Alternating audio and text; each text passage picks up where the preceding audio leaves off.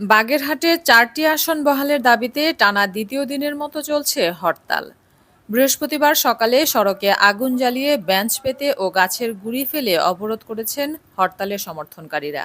সর্বদলীয় সম্মিলিত কমিটির দাবি, জেলার বিভিন্ন সড়কের অন্তত ১৩৪টি স্থানে স্বতঃস্ফূর্তভাবে অবস্থান নিয়েছেন নেতাকর্মীরা ও স্থানীয়রা, যার ফলে বাগেরহাট জেলা কার্যত অন্যান্য জেলা থেকে বিচ্ছিন্ন হয়ে পড়েছে। এমনকি আন্তজেলা যোগাযোগ ব্যবস্থাও এক কথায় অকার্যকর হয়ে পড়েছে। এদিকে সড়ক যোগাযোগ বন্ধ থাকায় বাগেরহাট কেন্দ্রীয় বাসস্ট্যান্ড, ধরাটানা সেতুর দুই পাশ, ফতেহপুর বাজার, সিএমবি বাজার সহ বিভিন্ন স্থানে পণ্যবাহী ট্রাক সারি বেঁধে দাঁড়িয়ে থাকতে দেখা গেছে। এর ফলে ব্যবসায়ী ও চালকেরা ক্ষতিগ্রস্ত হচ্ছেন বলে জানিয়েছেন ভুক্তভোগী ও চালকেরা। অন্যদিকে হরতালে সমর্থন করে বাগেরহাট জেলা জুড়ে দোকানপাট বন্ধ রেখেছেন ব্যবসায়ীরা।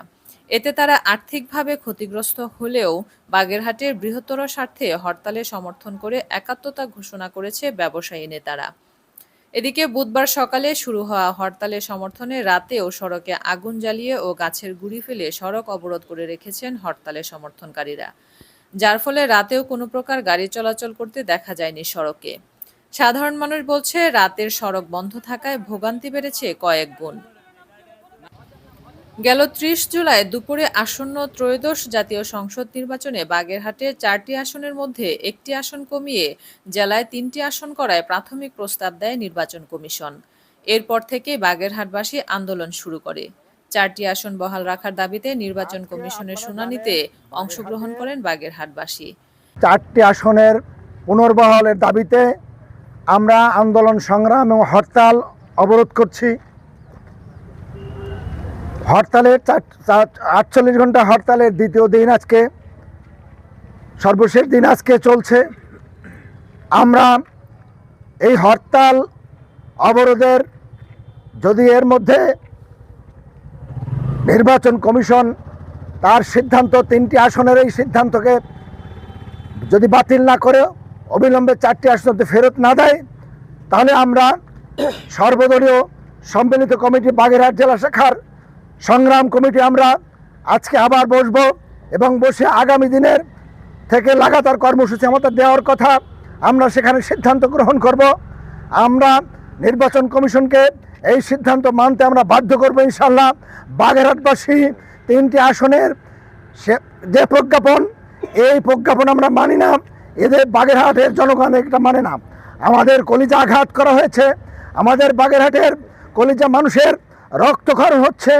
নির্বাচন কমিশন আজকে এই বিষয়টি যদি উপলব্ধি করতে না পারে, তাহলে আমরা আরও কর্মসূচি দিয়ে এই বাগেরহাটের যে আমাদের অর্থনৈতিক মারাত্মক ক্ষতি হচ্ছে, দেশের ক্ষতি হচ্ছে, এই ক্ষতির হাত থেকে দেশকে বাঁচানোর জন্য যদি নির্বাচন কমিশনের টনক না নড়ে, তাহলে আমরা আগামী দিনে আরও কর্মসূচি দিতে বাধ্য হব। আজকে আমরা 12টায় আমাদের সর্বদলীয় কমিটি আমরা বসে সিদ্ধান্ত গ্রহণ করব আগামী দিনে আমরা কী ধরনের কর্মসূচি দিয়ে আমরা এই সিদ্ধান্তকে মানতে আমরা বাধ্য করতে পারি। আমরা সে ব্যাপারে সিদ্ধান্ত গ্রহণ করব। আশা করি নির্বাচন কমিশন আমাদের এই সিদ্ধান্ত, আমাদের এই কর্মসূচির ব্যাপারে তারা অবিলম্বে দেওয়ার পূর্বেই আমাদের দাবি দেওয়া মেনে নিয়ে 4টি আসন ফিরিয়ে দেবেন। আসসালামু আলাইকুম। এরপরেও 4 সেপ্টেম্বর নির্বাচন কমিশন শুধু সীমানা পরিবর্তন করে একটি আসন কেটে 3টি আসনে জারি রেখে চূড়ান্ত গেজেট প্রকাশ করেন।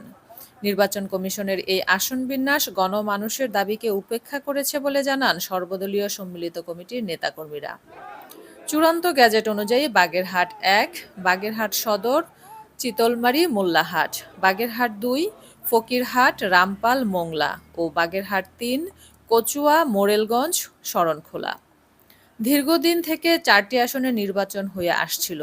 তখনকার সীমানা বাগেরহাট 1, চিতলমারী, মোল্লাহাট, ফকিরহাট, বাগেরহাট 2, বাগেরহাট সদর, কচুয়া, বাগেরহাট 3, রামপাল, মোংলা, বাগেরহাট 4, মোরেলগঞ্জ ও শরণখোলা। মোহাম্মদ মিজানুর রহমান সাগরের তথ্যচিত্রে জিন্নাতুন নাহার, চ্যানেল 21, বাগেরহাট।